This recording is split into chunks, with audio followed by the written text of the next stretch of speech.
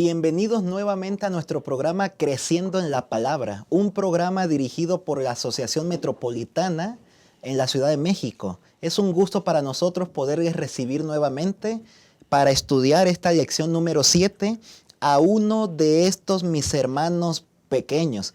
Creemos que va a ser una lección sumamente beneficiosa y de grande bendición para cada una de nuestras vidas. Así que quédense con nosotros. Aquí vamos a tratar de dar solución a algunas de las preguntas que pueden surgir.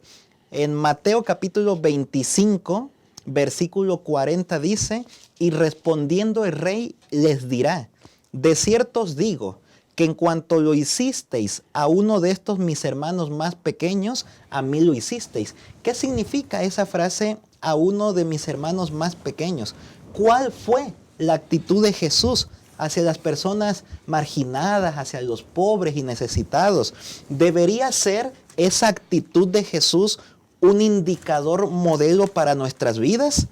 Bajo el impacto del darwinismo social, donde se cree que los fuertes sobreviven a expensas de los débiles y que es perjudicial para la sociedad ayudar a los pobres, a los enfermos, a los indigentes, porque creen que si se multiplican únicamente debilitarían a la nación en su conjunto.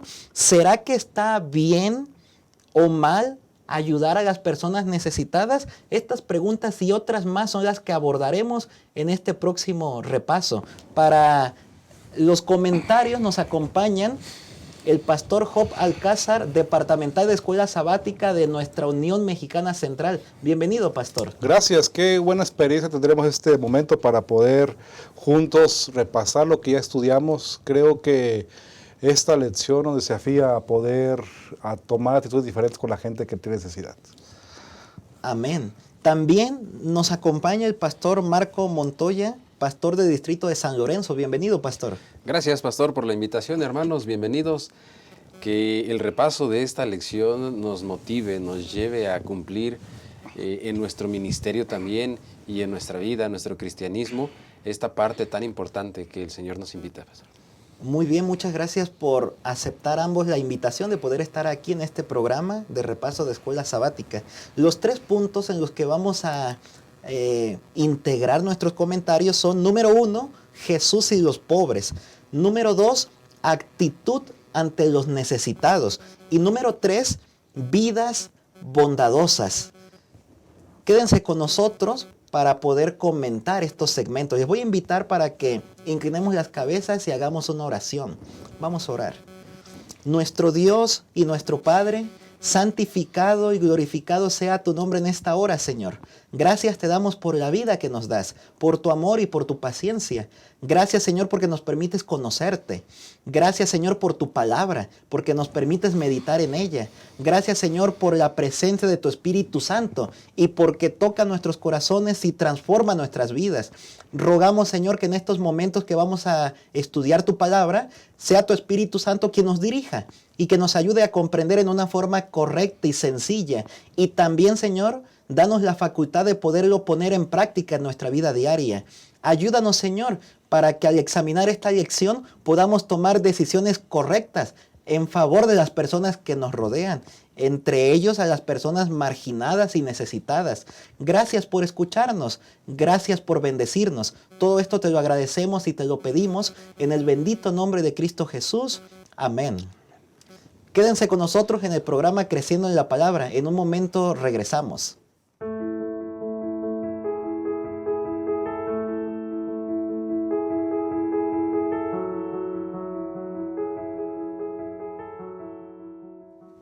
Regresamos a nuestro programa Creciendo en la Palabra. Estamos analizando la lección número 7 a uno de estos mis hermanos pequeños. Estamos con nuestro primer segmento, Jesús y los pobres. Para comenzar, bien podríamos preguntarnos, pastores que nos acompañan, ¿cuál fue la declaración de misión de Jesús y por qué esto fue revolucionario? Interesante encontrar en la profecía bíblica este elemento que preguntas, pastor, que tiene que ver con el profeta Isaías, el capítulo 61, el versículo 1 y 2, que dice: Espíritu de Jehová, el Señor, está sobre mí, porque me ha ungido Jehová, me ha enviado a predicar buenas noticias a los pobres, a vendar a los quebrantados de corazón, a publicar libertad a los cautivos y a los prisioneros, apertura en la cárcel, a proclamar el año de la buena voluntad de Jehová y el día de venganza del Dios nuestro, a consolar a todos los que están de luto. Este elemento profético de la buena nueva de salvación a través del Mesías es lo que esperaban en el primer siglo el pueblo judío. Sin embargo, esperaban una liberación política en ese momento. Y es ahí donde creo que perdió de vista la visión de lo que implica lo que Jesús realmente vino a hacer. Porque Jesús vino a romper ese esquema que había en aquel tiempo. Recordemos que en aquel tiempo la gente, los líderes religiosos por lo menos, transmitían al pueblo que la gente que era pobre, que la gente que estaba en condiciones desfavorables, era resultado provocado por su pecado. Y bajo esa perspectiva, no tenían problema en que los pobres vivieran así, no los buscaban, no les ayudaban, los desfavorecidos no les auxiliaban, porque era como decir, eso es lo que merecen por haber pecado. Y Jesús en esa perspectiva viene y rompe ese esquema, porque la actitud de Jesús creo que es contrastante con el desprecio que había para la gente que ya mencionamos aquí. Jesús lo que vino fue aliviar la necesidad de la gente, de toda, pero pone un énfasis especial en la gente que estaba desfavorecida, en la gente que estaba enferma, en la gente viuda, en la gente pobre, etcétera. Y no solamente vino a suplir sus necesidades para dar un mensaje diferente de lo que estaban diciendo, sino también para presentarles el Evangelio, la esperanza del Evangelio, que es a través de Él, de Cristo Jesús. Así que creo que aquí nos ayuda a comprender que el ministerio de Cristo es un gran ejemplo para que ustedes y yo podamos en este momento reflexionar dónde estamos, qué estamos haciendo por la gente que tiene necesidad. ¿Qué estamos haciendo por la gente que está en una condición de desventaja hoy en día? Creo que este mundo actual es evidente esa situación que hay, y es una gran oportunidad para que con esta lección podamos reflexionar y ser sensibles a esta gente. Me parece, pastor, que de repente como cristianos corremos un riesgo, incluso también la gente que no tiene una relación cercana con Dios, se corre el riesgo de pensar en el Evangelio como el Evangelio de la prosperidad. Tú te acercas a Dios y te soluciona todos tus problemas. Ese tipo de riesgo lo tenían también todas las personas de este siglo I, donde veían a Jesús no como el Salvador, que nosotros tenemos que ver a Jesús como nuestro Salvador. Y por ende también vienen todas esas bendiciones. Veían a Jesús no como el Salvador espiritual, sino como quien podía suplir sus necesidades inmediatas. Por eso Jesús, entonces, su declaración de misión, Él viene y les aclara: no, yo no soy ese reformador que ustedes están esperando. Y Jesús entonces, mencionando las palabras de Isaías 61, Jesús entonces dice: el Espíritu del Señor está sobre mí, para empezar. Y tenemos que entender que para que nosotros podamos cumplir esta parte tan importante del ministerio, nuestra vida cristiana, de atender las necesidades de las personas más desventuradas, tenemos que tener el Espíritu de Dios. Número 1, Jesús dijo: el Espíritu de Dios está sobre mí por cuanto me ha ungido para dar buenas nuevas a los pobres, y entonces comienza su declaración de misión. Yo vine para dar buenas nuevas a los pobres, también vine para sanar a los quebrantados de corazón, pregonar libertad, y comienza, ¿no? Comienza a dar su declaración de misión. Contrapunteando, como decía el pastor Job, contrapunteando esa falsa expectativa, esa falsa idea que tenían de la misión de Jesús, que era liberar a Israel de sus opresores de los romanos. No, no era eso. Entonces es importantísimo cómo empieza Jesús su ministerio en favor de los más necesitados, primero diciendo, el Espíritu de Dios está sobre mí. Muchas gracias, pastor. Efectivamente, cuando nosotros vamos a algunas palabras mesiánicas en algunos autores bíblicos, encontramos la descripción del Mesías como el rey conquistador, pero también como el siervo sufriente.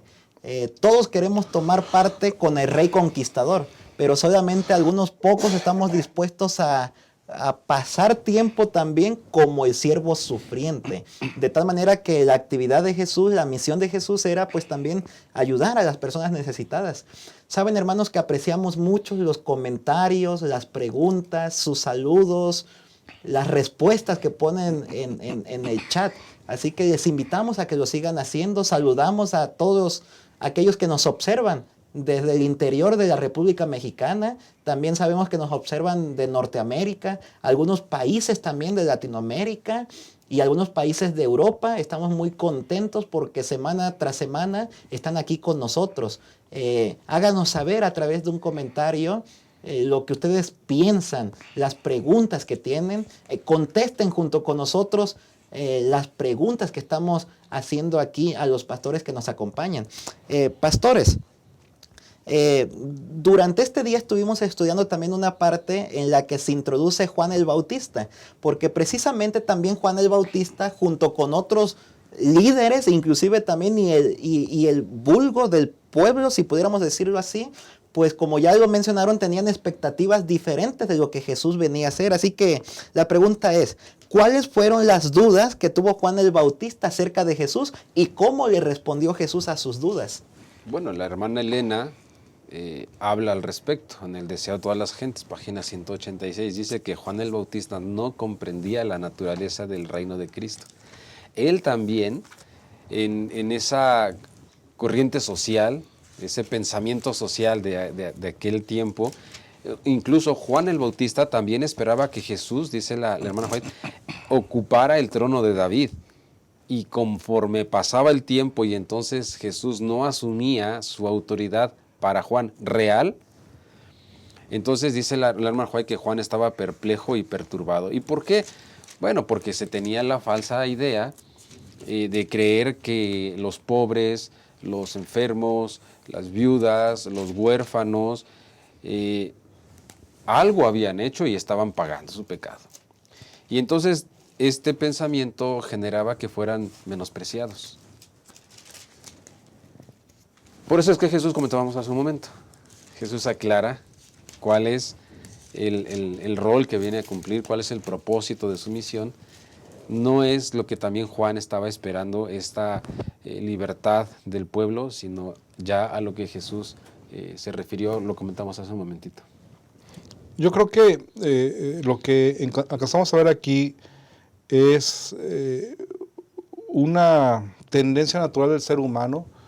Si el pueblo de Israel en el pasado había sido liberado, habían escuchado de sus antecesores que han sido liberados de los egipcios y muchas invasiones que tuvieron fueron liberados, en cierta manera era entendible, ¿verdad?, que ellos pensaran que este Mesías vendría también a liberarlos de los reinos terrenales. Y obviamente, como bien se ha mencionado, Juan, el discípulo, Juan el Bautista, no comprendía la naturaleza del reino de Cristo, como ya se mencionó. Y creo que la respuesta que encontramos ahí es muy clara, ¿verdad?, en relación a lo que Jesús le dice que va a pasar en realidad. Viene a liberar o viene a dar la esperanza del Evangelio a toda aquella gente o a todos, especialmente a los que estaban siendo oprimidos. Porque lamentablemente la religión de aquel tiempo estaba al servicio de la condición de oprimir, de despreciar, de olvidar, y Jesús viene a romper ese esquema precisamente con su ministerio. Muchas gracias, Pastor Job. Qué interesante que varios líderes del pueblo, entre ellos pues Juan el Bautista, como estamos hablando, al parecer habían pasado por alto algunas profecías que hablaban acerca del Mesías sufriente, acerca de algunas actividades que tenía que realizar. Esas preguntas, dudas que tuvo Juan respecto a Jesús, ¿eres tú el que debíamos de esperar o esperaremos a otro? Y Jesús contestó, bueno, díganle a Juan las cosas que están viendo, que están escuchando. Los ciegos ven, los cojos andan, los leprosos son limpiados, los sordos oyen, los muertos son resucitados y a los pobres es anunciado el evangelio. ¿Saben que estas palabras aparecen precisamente en Isaías capítulo 35, versículos 1 al 6? Isaías 35, 4 dice, decid a los de corazón apocado, esforzaos, no temáis. He aquí que vuestro Dios viene con retribución, con pago. Dios mismo vendrá y os salvará. Entonces los ojos de los ciegos serán abiertos y los oídos de los sordos se abrirán. Entonces el cojo saltará como un ciervo y cantará la lengua del mudo, porque aguas serán cavadas en el desierto y torrentes en la soledad. La importancia de dedicar tiempo cada día para estudiar la palabra de Dios. Si se hubieran habituado a estudiar la palabra de Dios, a analizar lo que la Escritura decía en lo tocante a lo que sucedería en el momento en el que Mesías llegaría, posiblemente no hubieran malinterpretado esas partes de la Biblia. Lo mismo sucede con nosotros hoy. Hay que dedicar diariamente tiempo, cada día, para que podamos meditar en la palabra de Dios. En ella, en este momento, por ejemplo, hemos visto cuál fue la relación que Jesús tuvo con las personas necesitadas, con los pobres. Ojalá que esa relación de Jesús puede impactar y modelar nuestras vidas para que nosotros también podamos seguir el ejemplo de Jesús en lo tocante a cómo tratar a las personas marginadas, a los necesitados, a las viudas, a los huérfanos, a la gente pobre, aquellas personas que son desfavorecidos, por así decirlo. Quédense con nosotros, que ya regresamos en un momento más para nuestro segundo segmento.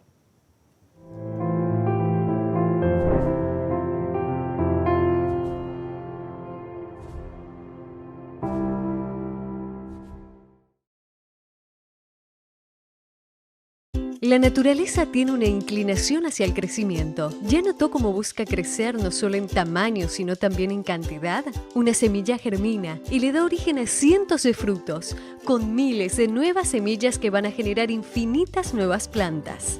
Los animales siguen el instinto natural de reproducirse y aumentar su cantidad en cualquier especie. Y lo mismo ocurre con el ser humano. Ya lo aprendimos en la escuela. Todo ser vivo nace, crece, se reproduce. Esa es la dinámica divina.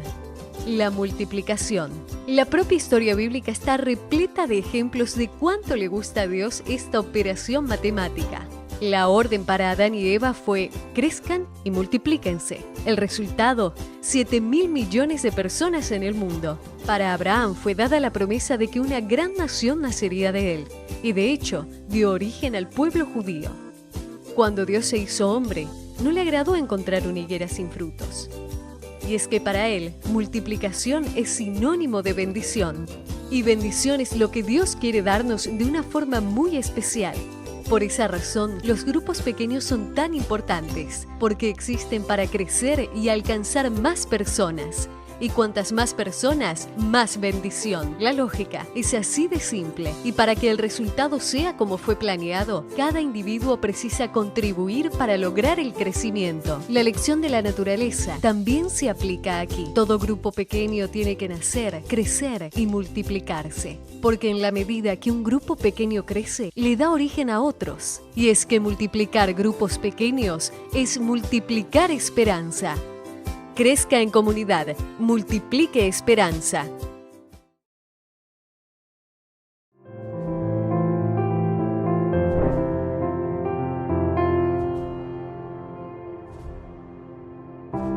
Estamos de vuelta en este programa Creciendo en la Palabra. Estamos analizando la lección número 7 a uno de estos mis hermanos pequeños. Vamos a comenzar con el segmento número 2, actitud ante los necesitados. Qué título tan más desafiante. ¿Cuál debería ser la actitud nuestra como cristianos, como hijos de Dios, ante aquellas personas que están desfavorecidas? Personas necesitadas, huérfanos, viudas, personas pobres. Así que la primera pregunta para analizar es: ¿de qué forma hacía Dios provisión para los pobres ¿Y qué bendiciones prometía? Yo creo, pastor, que estamos con esta parte, todos desafiados a analizar nuestras vidas para saber qué tan sensibles o qué tan empáticos hemos sido con la gente que puede tener necesidad. Y no estamos hablando de que podamos tener problemas económicos, ese tipo de cosas, no, estamos hablando de gente que realmente tiene necesidad, que viven inclusive en la calle o que son migrantes que están en nuestro país, etcétera, donde quiera que te encuentres. Menciono 2 versículos de inicio para poder pensar precisamente en esto que estás preguntando, pastor. El Salmo 41, versículo 1 dice, bienaventurado el que piensa en el pobre, en el día malo lo librará Jehová. Y otro contexto bíblico es Proverbios capítulo 28, versículo 27, el que da al pobre no tendrá pobreza, pero el que aparta de él sus ojos tendrá muchas maldiciones. Encontramos en el registro bíblico varias formas que indican cómo Dios hizo provisión para suplir necesidad a los que estaban en esa condición. Encontramos por lo menos 3. Ustedes recuerdan lo que dice Éxodo capítulo 23, versículos 10 y 11, cuando menciona ahí que cada 7 años se dejaba fruto para que los que estaban en condiciones favorables pudiesen ir a tomar esa cosecha cada 7 años. En Levítico 19:14 la lección nos dice que está prohibido maldecir al sordo o poner tropiezo al cojo. En este mundo actual donde pensamos en que tenemos que ser inclusivos con toda la gente, en no discriminar, qué maravilloso es encontrar en la Biblia esto precisamente, ¿verdad? No discriminar, ¿verdad? No maldecir al sordo ni hacer tropiezo al cojo. Es decir, el Evangelio desde el Antiguo Testamento y en todo su contexto bíblico está apelando para que ustedes y yo seamos sensibles a la gente y seamos incluyentes y podamos auxiliar y apoyar.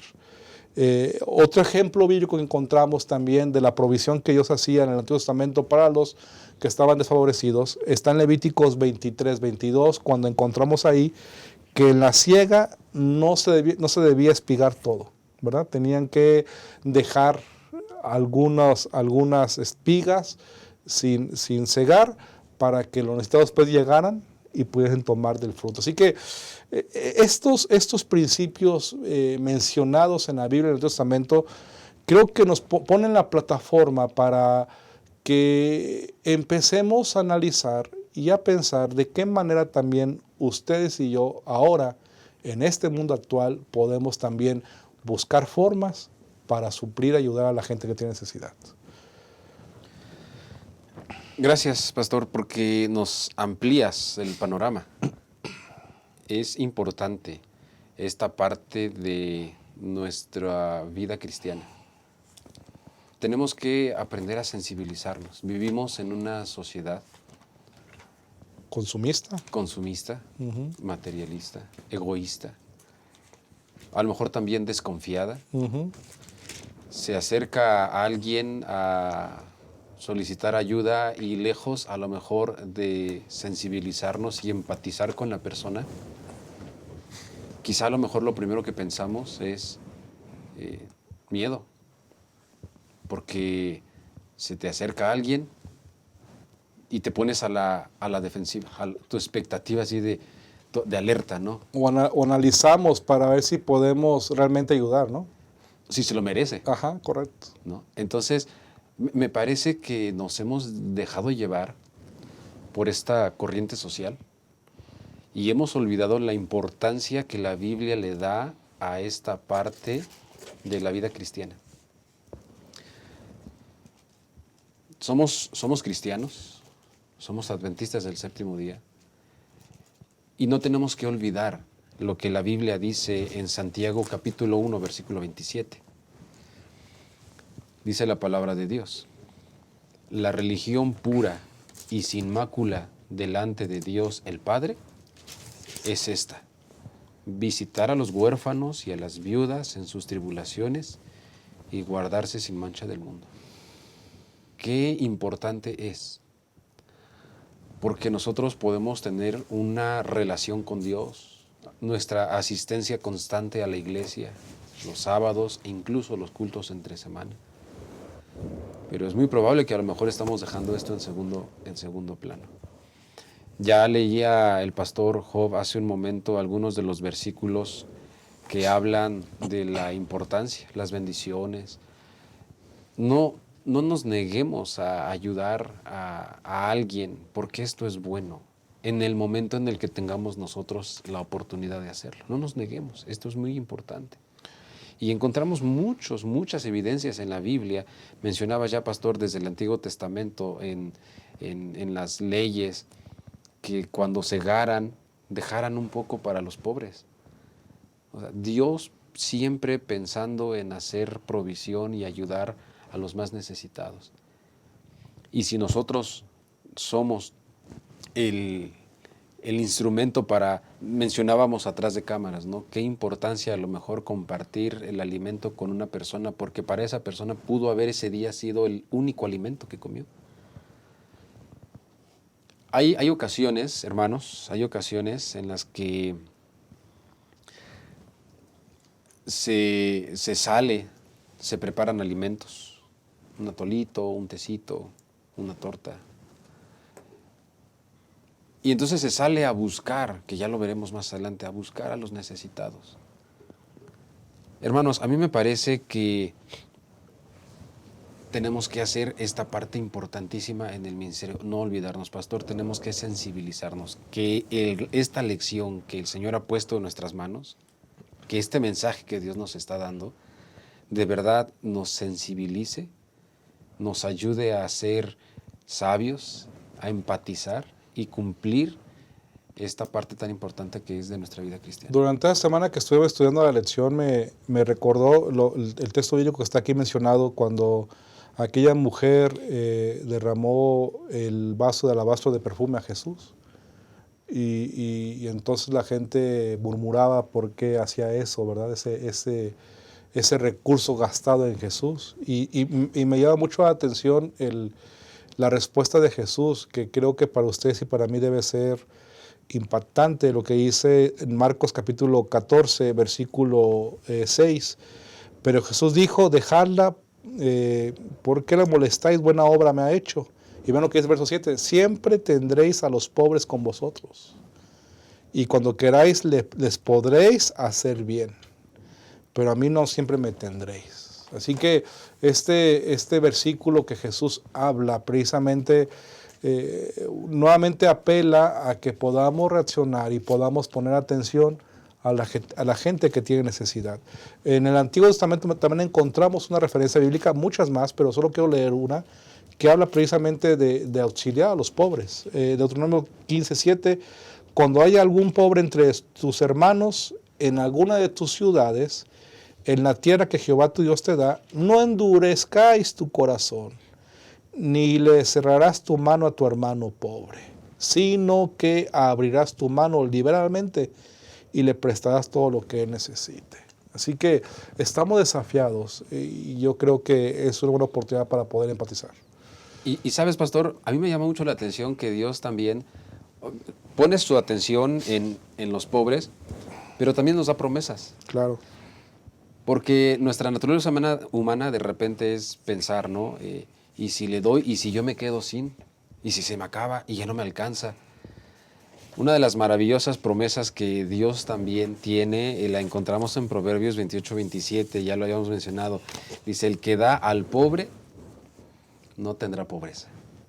O sea, si nosotros ayudamos, el Señor no nos va a desamparar. Qué importante es que hemos hablado ya en lecciones anteriores la importancia de la fidelidad en nuestros diezmos. La importancia también en nuestra fidelidad y generosidad en las ofrendas al hacer un presupuesto. Qué importante también y qué hermoso sería que en nuestro presupuesto familiar pudiéramos incluir un porcentaje para ayudar a los necesitados. Que sea algo ya intencional parte de nuestro diario vivir, de nuestro cristianismo y de nuestro presupuesto apartar, que en las iglesias pudiéramos destinar un mayor presupuesto para que como iglesia también podamos ayudar a los necesitados. Y queridos hermanos pastores, la promesa es que no nos vamos a quedar pobres, no nos vamos a quedar sin dinero, porque dice la Biblia entonces que el que da al pobre no tendrá pobreza. Extraordinario. En Mateo capítulo 25, en la sección El juicio a las naciones, nosotros podemos darnos cuenta que en la medida que ayudamos a los afligidos, a los necesitados, es como si estuviéramos también ayudando a Dios mismo. Antes de contestar la pregunta de cómo llevar esto a la práctica, aunque ya han mencionado algunas cosas prácticas, por aquí en el estudio adicional, en el folleto de Escuela Sabática, dice que estos mis hermanos más pequeños a quienes se lo hicieron son todas aquellas personas que sufren. Pueden ser, por ejemplo, aquellas personas que no tienen capacidad de ellos mismos satisfacer sus propias necesidades materiales y por lo tanto viven una vida de rechazo. Pueden ser personas prisioneras, podían ser los leprosos, de acuerdo a ejemplos bíblicos, los extranjeros. Pero también los que sufren pueden ser aquellas personas que sufren privaciones económicas extremas en condiciones adversas. Por ejemplo, los pobres, los enfermos, los hambrientos, los sedientos, desnudos, necesitados y las personas miserables. Número 3, pueden también ser aquellas personas que sufren limitaciones físicas, como personas enfermas, mudos, ciegos, cojos. ¿Qué estamos haciendo por todos ellos? Pueden ser también personas que están emocionalmente desanimados y tal vez psicológicamente no son capaces de cuidar de sí mismos. Pueden ser entre este grupo los quebrantados de corazón, los enfermos mentales, las personas que están pereciendo. Pueden ser inclusive también este grupo de los que sufren las víctimas de sus propios errores. Que sufren de opresión, de injusticias. Pueden ser las personas marginadas, los exiliados, los prisioneros, las víctimas de inequidad, las víctimas de brutalidad y de explotación. O pueden ser personas que únicamente necesitan ayuda para comenzar una nueva vida. ¿Y qué estamos haciendo nosotros para poder ayudar a toda esa gran cantidad de personas que están siendo afligidas por diferentes situaciones? Pastores, ¿de qué manera práctica podemos aplicar hoy en día esta parte del cristianismo? Ahí está el desafío que tenemos. Ya se puso un ejemplo. Hay muchas ideas que creo que como familia lo que tenemos que hacer primero es sentarnos, dialogar, reconocer que hemos sido faltos en ese sentido, si así es el caso, y hacer un presupuesto, como ya se mencionó, de manera intencional, ¿verdad? Planear con frecuencia una actividad familiar, no necesariamente que esté con la iglesia, uno como persona, individualmente inclusive también, ¿verdad? Y por supuesto también como iglesia, apartar un renglón ahí y darle mayor énfasis a la gente que tiene necesidad. Seguramente en derredor nuestro hay gente que vamos a encontrar, con todo lo que has mencionado, creo que se amplía la visión de la gente que tiene necesidad y podemos ir sobre ellos y apoyarles, auxiliarles, aplicar los programas que tenemos en la iglesia en las diferentes áreas para poder ejecutarlos y direccionarlos a ese tipo de gente. Creo que es lo que tenemos por hacer y creo que estamos desafiados para poder hacerlo en este día. De manera práctica, al escuchar esta lista de todas las necesidades, que tampoco podemos encasillar las necesidades en asuntos económicos, porque acabamos de escuchar una lista muy amplia, enfermedades, necesidades a través de las enfermedades, necesidades emocionales, claro. físicas, espirituales también, ¿no? Algún hermano que está desanimado en la fe. Entonces, todas estas necesidades, asuntos prácticos, me parece que tenemos que pedirle a Dios que nos ayude a pensar un poco menos en nosotros y que nos ayude a pensar un poco más en los necesitados. Dedicar tiempo, ya se mencionó, hacer un presupuesto, una planificación. Quizá yo quisiera animarles, no sé, que un día podamos tomar a nuestra familia y dedicarle un momento para salir a buscar a quién podemos ayudar hoy. Salgamos a buscar hoy ¿no? Entonces, hay muchas, decía el pastor, es un desafío muy grande, pero que con ayuda de Dios y la práctica, me parece que podemos hacerlo. Y qué lindo sería, ¿no? ¿Qué segmento tan desafiante estamos transitando? Dios pueda poner en nuestros corazones el deseo de querer hacer más por su causa. Y no únicamente por su causa misional, ¿verdad? Que decíamos hace un momento, sino por su causa en ayuda de las personas en necesidad también. Ojalá que nosotros podamos, al analizar estas partes del folleto de la escuela sabática, podamos poner en nuestras agendas diarias, en nuestros presupuestos, como ya se ha mencionado, una parte en la que podamos ayudar a aquellas personas que están en necesidad. Quédense con nosotros, que estamos a punto de regresar para el tercer segmento.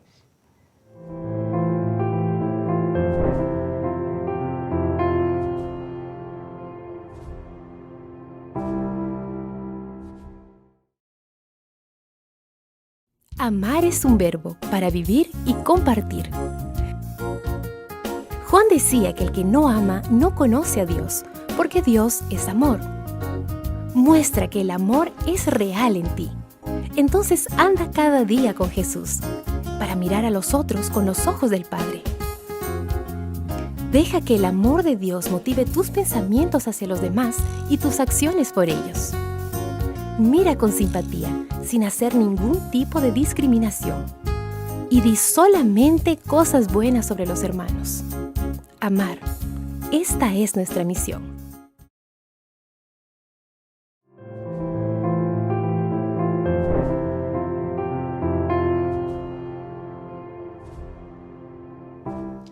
Estamos de regreso en este programa Creciendo en la Palabra. Estamos analizando la lección número 7, a uno de estos mis hermanos pequeños. Hemos llegado al tercer segmento de esta lección y es vidas bondadosas. En este segmento va a ser, creemos, muy enriquecedor. Vamos a hablar de los ejemplos bíblicos de 3 personajes. Vamos a estar hablando del joven rico, vamos a estar hablando también de Zaqueo y vamos a estar hablando también de Job. Así que, comenzando con las preguntas, pastores que están con nosotros aquí, ¿qué decisiones tomó el joven rico y cuáles fueron sus resultados? Bueno, el registro del joven rico es muy interesante en el contexto de lo que estamos platicando, porque hemos hablado mucho del joven rico en el contexto espiritual, pero viéndolo desde el punto de vista de los necesitados,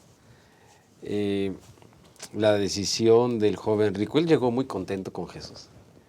Llegó y le dijo: Maestro, ¿qué tengo que hacer para tener la vida eterna? Pero viéndolo en el contexto, queridos hermanos, este joven rico, él no tenía empatía, era egoísta, pensaba solo en él. Y entonces Jesús, conociendo el corazón del joven rico, quiere rescatarlo. Porque Jesús se da cuenta que este joven tenía su corazón, su Dios era el dinero. Y Jesús, para rescatarlo del lodo donde este joven estaba, entonces Jesús le dice: anda, vende todo lo que tienes y ¿qué haces con él? Dalo a los pobres. No le estaba diciendo Jesús: deshazte de tus cosas. Le estaba diciendo Jesús: tienes que dejar de ser egoísta, dejar de pensar en ti, piensa en los demás. No solamente eso, yo te ofrezco no cosas materiales, yo te ofrezco algo mejor, un lugar conmigo. Ven y sígueme. Pero entonces el joven, como él tenía puesta todo su amor en el dinero, no se da cuenta que Jesús lo está queriendo rescatar, le está invitando a pensar en los demás, en los necesitados, y aparte le está ofreciendo un lugar con él. Entonces este joven, la decisión que toma es conservar sus bienes materiales. Hay una frase que a mí me impactó en esta semana, y entonces la frase dice que este joven decidió cambiar la eternidad por sus bienes terrenales. ¿Qué riesgo corremos cuando rebasamos esa línea tan delgada entre esforzarnos por tener un bien material y olvidarnos de lo más importante. ¡Qué riesgo! Este joven perdió su vida eterna por sus posesiones materiales. Así que esta fue su decisión y esta fue parte de los resultados. Qué interesante. Y creo que aquí está un ejemplo de que el dinero no puede comprar la paz ni la felicidad, ¿verdad? En este asunto, el joven rico manifiesta prioridad de sus bienes materiales que la eternidad, como ya lo mencionaron. Y creo que es bueno resaltar lo que dice Marcos capítulo 8, versículo 35, en adelante, que dice: todo el que quiera salvar su vida la perderá, y todo el que pierda su vida por causa de mí y del evangelio la salvará. Porque ¿de qué le aprovechará al hombre ganar todo el mundo si pierde su alma? ¿O qué recompensa dará el hombre por su alma? Son preguntas que Jesús hace y que creo que nos desafían a ustedes y a mí para poder reflexionar dónde está nuestro corazón, dónde está nuestro mayor interés. En el caso del joven rico, es muy claro que lo que él tomó como decisión es poner encima su condición económica, su riqueza, que el reino de Dios. Sí, muchas gracias, pastores. Podemos ver aquí que el joven rico recibió el llamado de Jesús. Esas palabras, ven y sígueme, pues son unas palabras muy similares a las que Jesús hizo a varios de sus 12 discípulos. Así que, como algunos comentadores bíblicos mencionan, bien pudo el joven rico posiblemente ser uno de los discípulos de Jesús. Pero no decidió realizar en su vida el camino que Jesús estaba marcando para él, y entonces decidió, como ya mencionaban, pues las posesiones materiales por encima de lo espiritual. Qué interesante. También durante este momento vamos a estar examinando lo que tiene que ver con un personaje, podríamos decir algo similar al joven rico, que es Zaqueo. Y bien podríamos preguntarnos, pastores, ¿cuáles son las similitudes y diferencias entre la vida de Zaqueo y el joven rico? Interesante esto, porque tanto el joven y Zaqueo ambos eran ricos. Así que digamos que las condiciones que tenían en ese sentido eran similares. Ambos querían ver a Jesús también, en diferente contexto. Ellos se encontraban, pero ambos estaban buscando, querían encontrarse con Cristo, ¿verdad? Y otra similitud más que encontramos es que anhelaban ambos la vida eterna. Entonces son similitudes muy interesantes entre ellos, pero que a la vez, por la decisión que toman, también hay diferencias, ¿verdad? En ese sentido. Y quiero mencionar algunas diferencias que hay entre ellos en ese sentido. Encontramos que el joven rico, ya hemos mencionado que tenía una condición muy grande en cuestión financiera.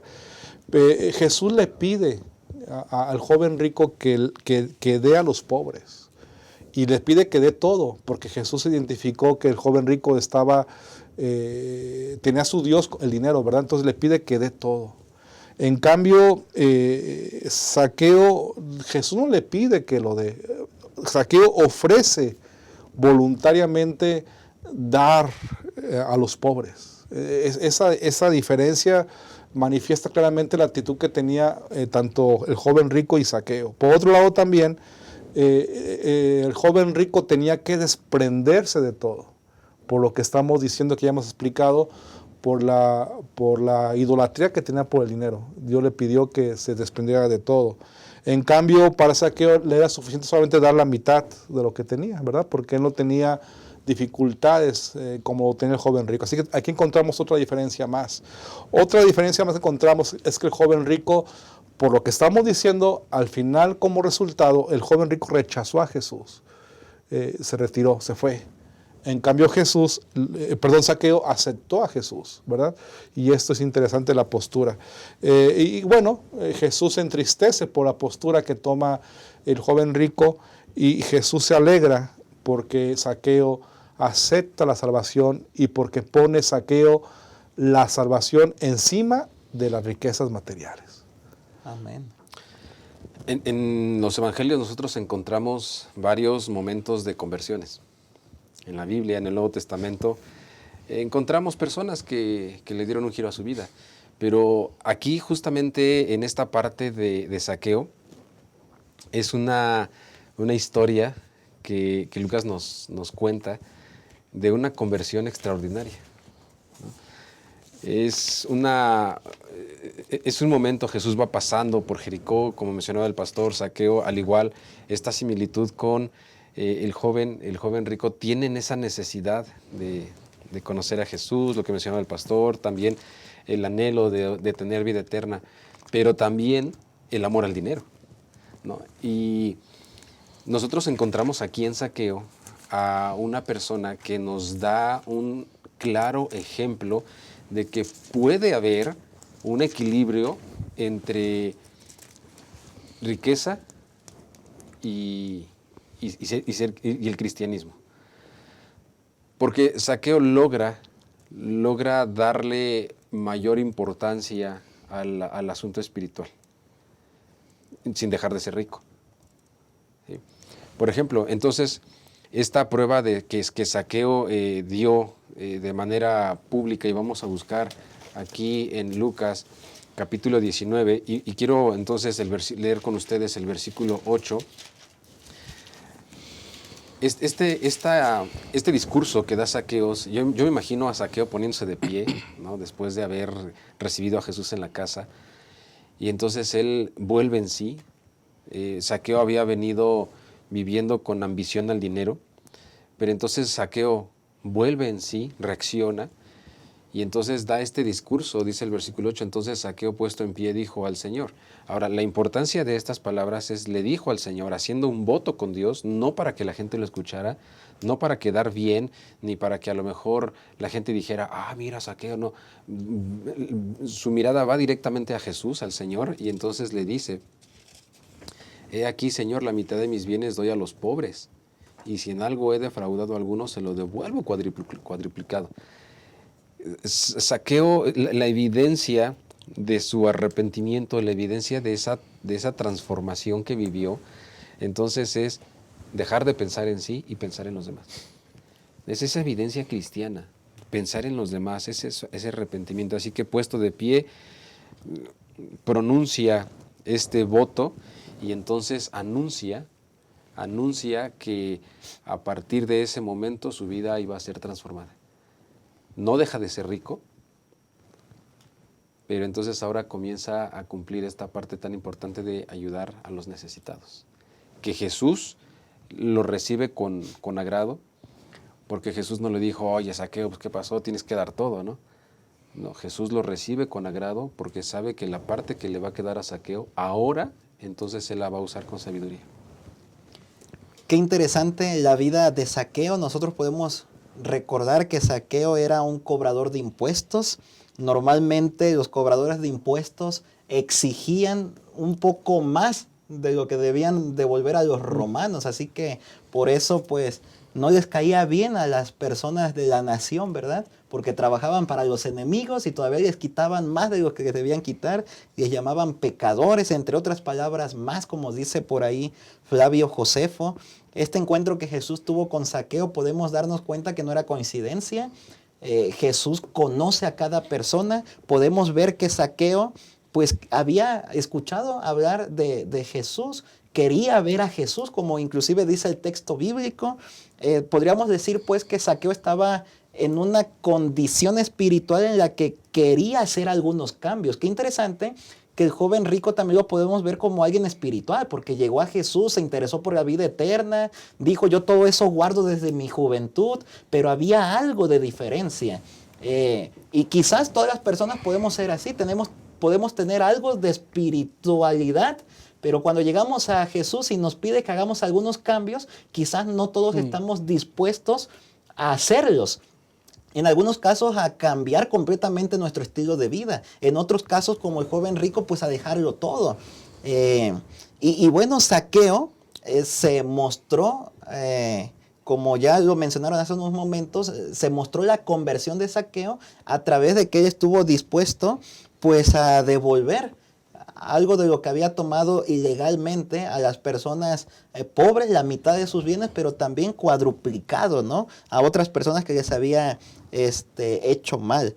Así que podemos ver que quizás posiblemente Zaqueo había podido controlar los peligros de la riqueza mejor que el joven rico. No sabemos qué le dijo Jesús a Zaqueo, pero podemos darnos cuenta que fue tan impactante que Zaqueo durante esa noche, una noche con Jesús, tomó decisiones que cambiaron para siempre la vida de Zaqueo. Así que ojalá que nosotros también podamos tomar decisiones al escuchar la voz de Dios y cuando el Señor nos quiera dirigir por aquellos caminos que quiere para nosotros. Pero también tenemos que analizar otro personaje más que tiene que ver con Job. Durante esta semana estuvimos estudiando a este personaje que también es sorprendente. Y bien pudiéramos preguntarnos cuál es la descripción que Dios hace acerca de Job y por qué es sorprendente. Llama la atención este último personaje de esta semana, Job. A veces cuando hablamos de Job pareciera que estamos hablando de una persona con superpoderes, pero en realidad Job fue una persona como nosotros, carne y hueso, con debilidades también, porque incluso él mismo se reconoce también como un pecador, ¿no? Él dice, si yo fuera perfecto sería mentiroso. Pero Job, dice la Biblia, era bueno. Él era íntegro, era piadoso, era temeroso de Dios, se apartaba del mal. Les comento, eso no implicaba que no cometía pecados. Era recto en su conducta para con Dios, pero también era recto en su conducta para con los hombres. Y sobre todo, también en el contexto en el que estamos hablando, me gustaría resaltar una cualidad de Job, que él era piadoso aún siendo próspero. La Biblia dice que es difícil que un rico entre en el reino de los cielos. ¿Por qué? Porque tenemos esa debilidad de la tendencia de amar más el dinero y perder de vista a Dios. Pero Job logró darle un equilibrio en su vida y aún siendo próspero, él seguía siendo piadoso. Quiero compartir con ustedes el versículo de Mateo, capítulo 5, en el versículo 3. Y entonces dice, bienaventurados los pobres en espíritu, porque de ellos es el reino de los cielos. Mira, no importa que sea una persona que tenga riquezas, que haya prosperado, mientras su espíritu se mantenga humilde, entonces es un equilibrio perfecto en la vida de una persona. Las riquezas no son malas, pero si tú te mantienes humilde y piadoso, fiel a Dios, podemos tener otros Jobes actuales. Y entonces, ¿qué es lo que hacía Job? De verdad, comentábamos detrás de cámaras, esta lección viene a darnos una muy buena sacudida, porque Job, al repasar la historia, la vida de Job, nos enseña muchas cosas. Yo creo que la vida de Job está en un nivel de administración del dinero, de la mayordomía, de los recursos de Dios, que está arriba del promedio de muchos de nosotros. Y creo que ahí estamos desafiados para doblegar nuestro corazón ante el Señor y entonces ver dónde hemos sido faltos delante de Dios y delante de la gente que tiene necesidad. Job es un gran ejemplo. Job 29, que es el capítulo que resalta la lección, nos menciona lo que pasaba o la interacción que tenía Job con la gente que tenía necesidad.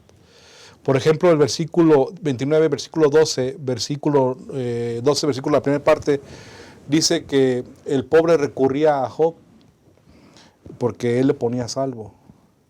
En la parte segunda del versículo 12 dice que si él encontraba un huérfano, él iba y ayudaba. Dice el 13 que los desahuciados iban y le bendecían, ¿verdad? También. Que las viudas gritaban de alegría, dice el versículo 13.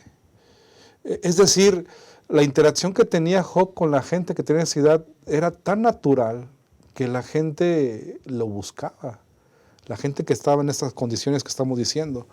Me llama mucho la atención lo que dice el versículo 15. Yo era ojos para el ciego y pies para el cojo. Significa eso que Job dedicaba tiempo para estar con ellos y conducirlos, o para llevarlos, ¿verdad?, a algún lugar. El versículo 16, y padre para los necesitados de la causa que no entendía, me informaba con diligencia. Es decir, defendía a los necesitados, protegía a los extranjeros.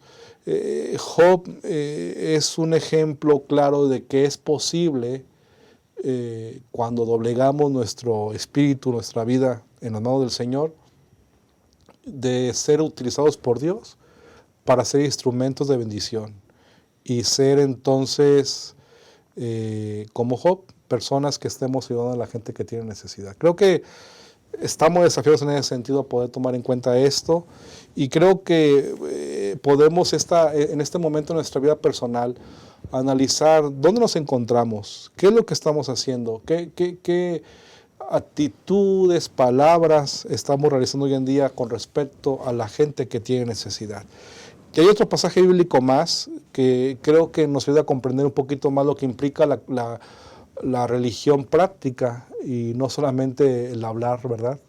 Isaías capítulo 58, versículo 6 dice: el ayuno que yo escogí no es más bien desatar las ligaduras de impiedad, soltar las cargas de opresión, dejar ir libres a los quebrantados y romper todo yugo.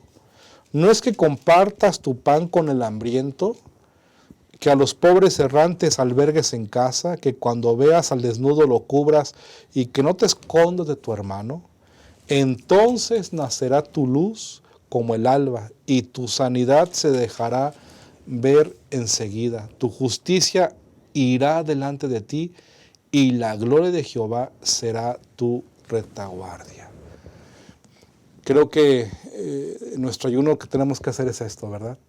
Auxiliar al oprimido, apoyar al que tiene necesidad y de manera práctica así entonces reflejar el amor del Señor.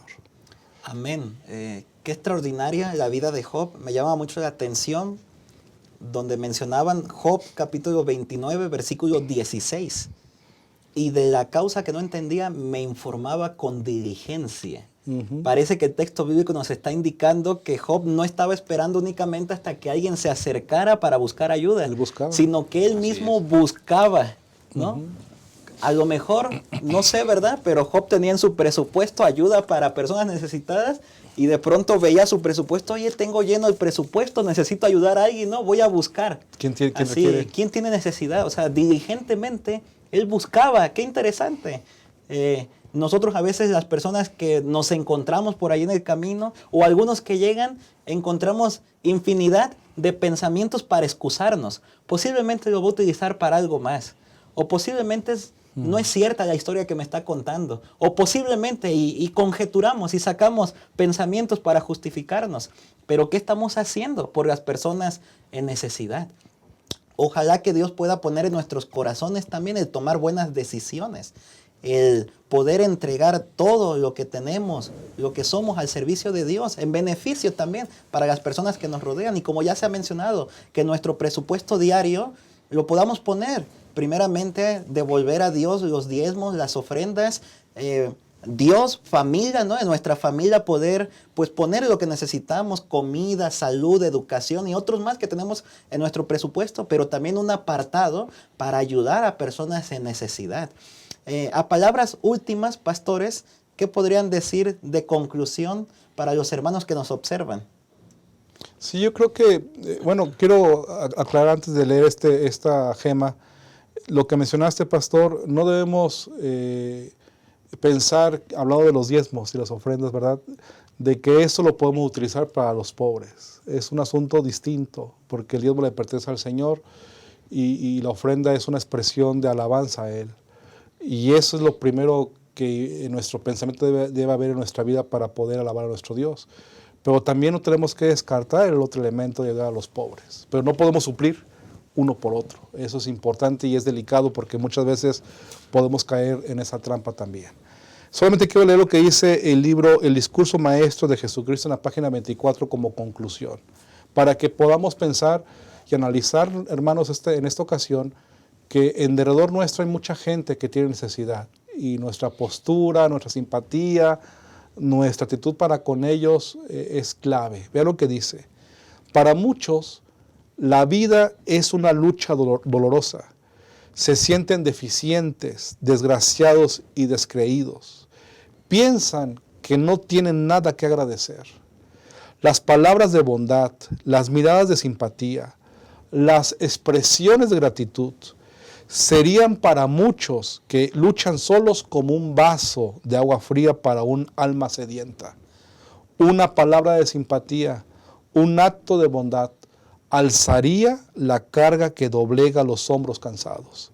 Cada palabra y obra de bondad abnegada es una expresión del amor que Cristo sintió por la humanidad perdida.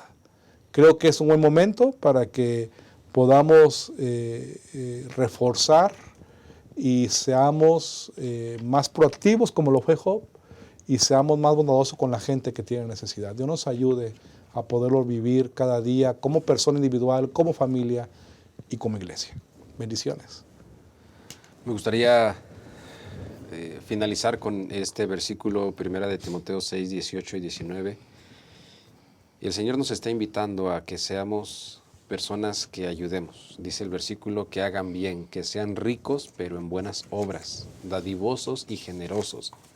Si hacemos esto, dice el versículo 19, atesoraremos para sí buen fundamento para el futuro y alcanzaremos la vida eterna. Hermanos, Jesús dijo, a los pobres siempre los tendréis. Y no es porque no haya el recurso ni el poder de Dios para sacarlos de la pobreza. El Señor ha permitido que seamos nosotros instrumentos en sus manos para ayudar a esas personas, pero para que nosotros aprendamos también a pensar en nuestro prójimo. Si hacemos esto, Timoteo dice, estamos entonces atesorando para un buen futuro y alcanzaremos la vida eterna. Que Dios les bendiga, mis hermanos. Amén. Saben que en la Biblia nosotros podemos encontrar que Dios quería bendecir a su pueblo y el deseo era que no hubiera pobres entre ellos, como dice el Pentateuco. Lamentablemente, como también otras partes de la Biblia mencionan, la pobreza siempre existirá.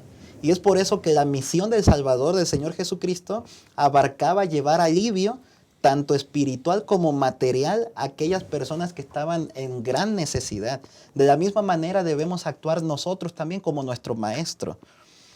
El énfasis en las historias últimas que acabamos de ver, de joven rico, Zaqueo, Job, noten que el énfasis está en su experiencia espiritual, no tanto en las personas desamparadas, que en realidad eso es lo secundario, sino que en realidad los relatos bíblicos destacan el diagnóstico espiritual de cada persona, es decir, cada uno de estos personajes, de acuerdo a la respuesta que tienen del llamado de Dios, es que se deja ver su espiritualidad. O en otras palabras, ¿verdad? La manera en la que nosotros respondemos a Dios para ayudar en su obra, diezmos y ofrendas, y a las personas que nos rodean, a los necesitados, a los marginados, eso denota que somos hijos de Dios, denota una espiritualidad en nuestras vidas. Ojalá, hermanos, que nosotros podamos tomar decisiones favorables, correctas delante de nuestro Dios, y que podamos ser de bendición en todo lugar en el que nos encontremos, que seamos de bendición en nuestra iglesia, en la misión de Dios, que seamos de bendición en nuestros hogares, en nuestro trabajo, con nuestros vecinos, en la calle, en todo lugar, con las personas que nos rodean. Que el Señor nos bendiga grandemente. Hermanos, nos vemos la próxima ocasión aquí en este programa Creciendo en la Palabra.